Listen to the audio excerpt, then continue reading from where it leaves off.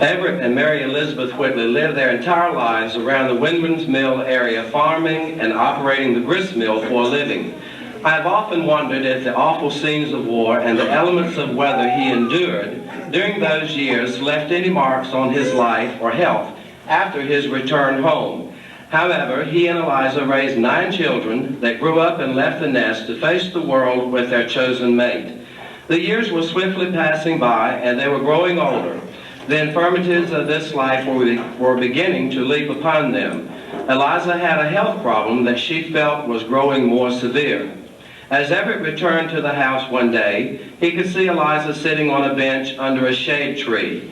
He had been thinking of their life together and how their love had endured through the years.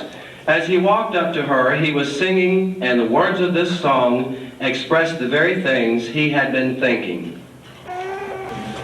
I wandered today from the hills last up to my crossings below.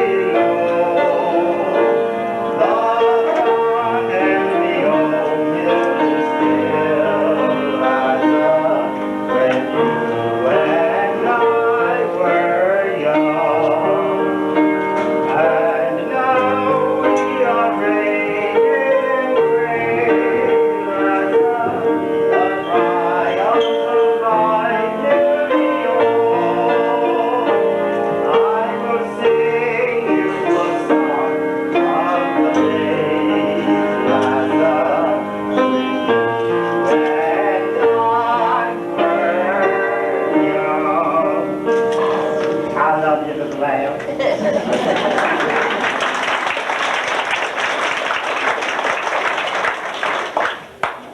Everett, it's so nice of you to sing to me of yesteryears, knowing that the flower of youth has long been gone from me. It's good that we don't know what is ahead of us in this life, but I'm beginning to worry about my condition and the hardships it might place on you. Look at me, look at me, more silver threads than ever, but I guess we do well for what we've been through. The war years have taken a lot from both of us. You know, we worked hard and raised 9 children. We've gone through some mighty rough times, but our God has been so good to us. I love you too, Everett.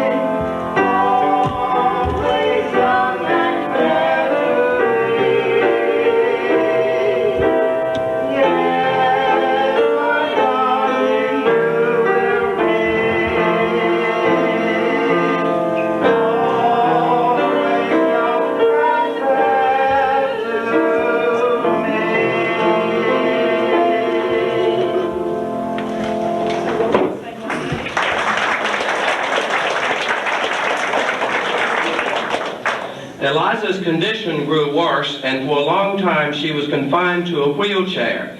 She died of dropsy February 13, 1897, at the age of 59, and was buried at the Blackjack. At the time of her death, Aunt Ethel Holland had given birth to a little boy and couldn't attend her mother's funeral. The little boy died shortly after. I have been told that Everett was just crazy about a circus. He dearly loved them.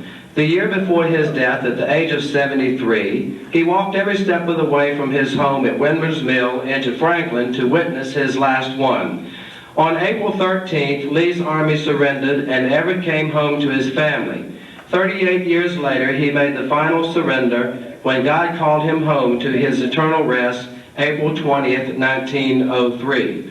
You will find the newspaper account of this death in your book, but I think it is fitting that we read it here today. Reverend Isaac Hall will do the obituary for Elisha Everette Whitley. He's the husband of May. May is the daughter of Percy. And, of course, Elsie is May's sister. Have I got it right? Right. Reverend Isaac Hall. Thank you. Usually it's just IB. In fact, one of the ways that keep you from forgetting, normally I introduce myself by saying, I.B. Hall, this be May. So we've had 41 beautiful years together. Before reading it, may I say, I think I can probably have more unanimity of agreement here than most places. For 41 years now, I've been saying that the best wives come from Virginia. And I would narrow it down and have the name Whitley. I'm sure we can get lots of amens to that here today. Thank you for letting us be here.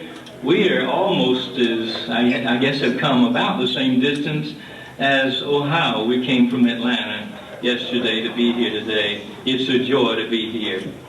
Here's an account that is very striking to us. When have you heard an obituary or read one that sounded like this? In our time, you do not quite say it this way, but note the beautiful experience expressed here in the newspaper account of the death of Brother Everette Whitley. Mr. Everette Whitley, who has been reported several times as being very sick, quietly passed away last Tuesday week. We rejoice to know that he was a Christian, and he exhibited in his life and conduct the mark of true piety. He was a regular attendant at the church where he was a member until his health left him. He was a dutiful and devoted father, a kind and affectionate brother, unassuming in his deportment.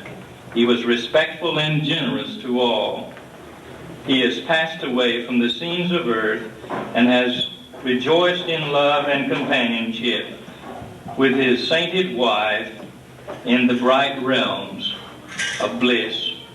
He leaves to mourn his death one sister, 4 sons, 5 daughters, 47 grandchildren, 1 great-grandchild, besides a host of friends.